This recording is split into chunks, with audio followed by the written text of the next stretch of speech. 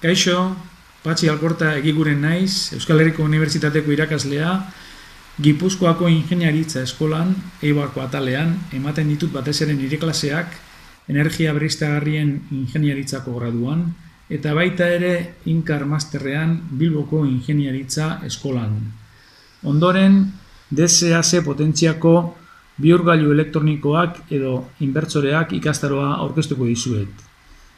Ikusten duzuen bezala, nirekin batera, Francisco Javier Maseda da beste egilea, nonberak 2016an aurkeztu zuen lan honen jatorrizko gaztelerazko bertsioa, Convertidores electrónicos de potencia DCAC inversores.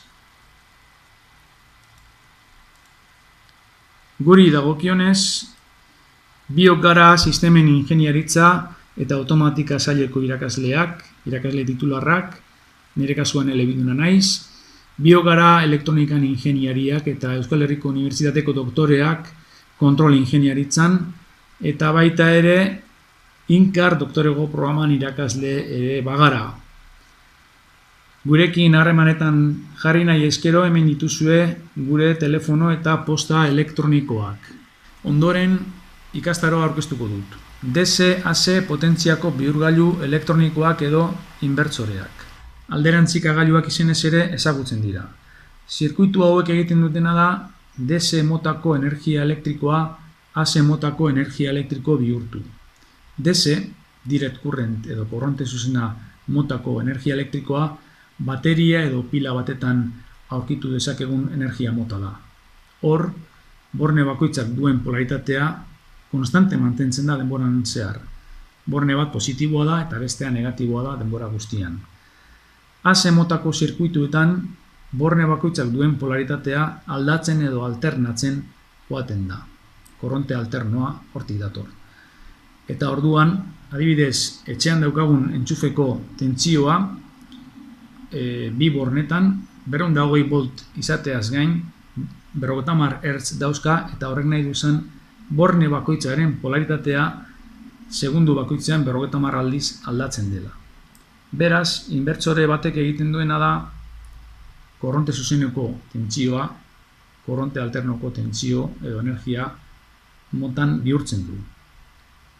Kontuan izan behar dugu, sama asko, adibidez telebista bat edo motore bat, korronte alternokoak direla, eta askotan ez daukagula horiek elikatzeko entxuferik toki jakin batzuetan, adibidez mendi batean, hondartza batetan, eta orduan inbertsoren beharra izaten dela, bateria bat izanik, horrei konektatu beharra, eta inbertsorea ondo diseinatuta badago, sama horrek behar duen korronte alternoa lortzen da, eta sama horrek ondo funtzionatzea, entxufe batetan bezala, lortzen da.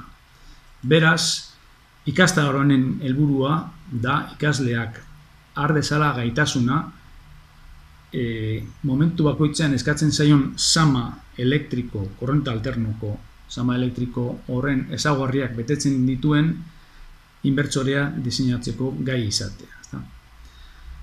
Horretarako aldezarreko baldintza batzuk bete behar dira, ezagutza bat izan behar da teknologia elektrikoan, teknologia elektronikoan ere, eta nola ez potentziako elektronikan.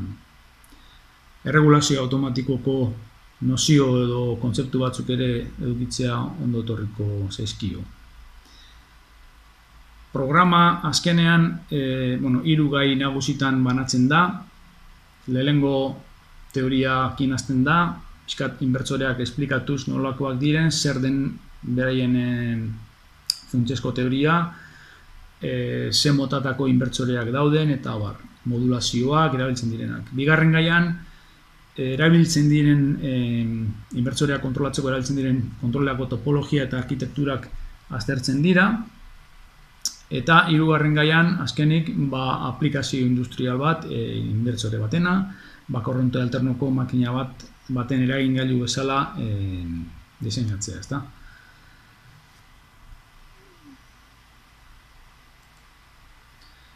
Gai bakoitzari problema bat dago loturik edo problema planteatzen da eta soluzioa ere ematen da, ezta?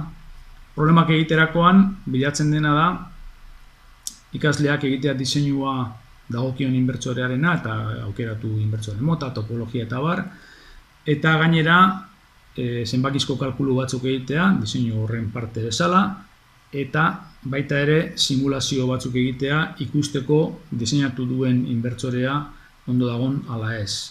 Simulazioak egin ahal izateko PESIM programa erabiliko da, doain aurkitu dezakegu interneten, eta arazorik gabe funtzionatzen du eta oso tresna altsua da. Gero badaukagu baita ere ikasleak autoebaluazioa egiteko beste probatxo bat ere, non erantzunak ere ematen diren, eta ezer gutxi gehiago. Dudarik edo bagazue jarri gurekin harremanetan. Mila esker, eskerrik asko.